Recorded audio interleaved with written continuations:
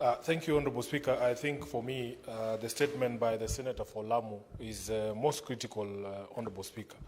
We are halfway through the term of this Parliament and the term of everybody who was elected in 2022. The entire discussion for the remainder of the period should be about development and development spending. Honourable Speaker, here in Nairobi, we had a very curious, information from the Control of Budget that in fact the County of Nairobi had spent zero on development in the last financial year. I'm very happy that the Committee on Devolution, chaired very ably by Senator for Wajir Abbas, has scheduled a conversation with my county government so that we go through every single coin that has been pushed through this Senate to the county government of Nairobi in the 2 financial years, and we want to be told where this money has gone. Honourable Speaker, there should be nothing else we discuss. And although I share the concerns by Senator Osotsi on the confusion on which committee handles which committee, which matter, I am more than pleased to have these governors appearing in all of our committees, because Senator Abbas will focus on development spending. Fiscal responsibility will be the duty of finance and budget.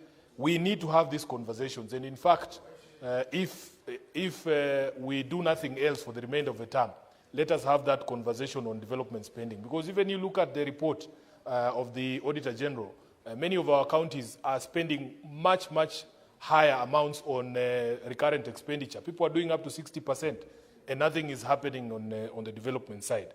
There was also a very interesting conversation, Honourable Speaker, about even national government spending in our counties.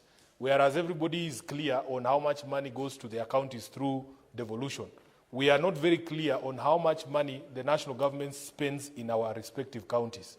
And I would want that the Finance Committee focuses even on that, Honourable Speaker.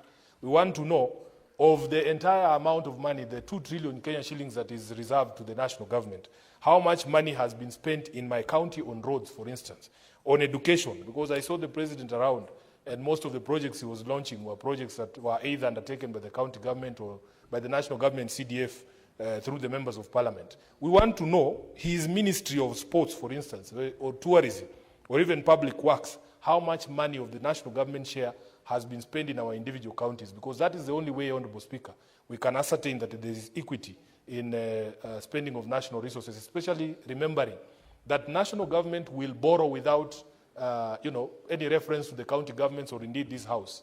But that spending, we have no sight over it. That spending will be spent however they want, but when it comes to payment, all of us are on the hook. So, Honourable Speaker, this is a conversation we should focus on for the remainder.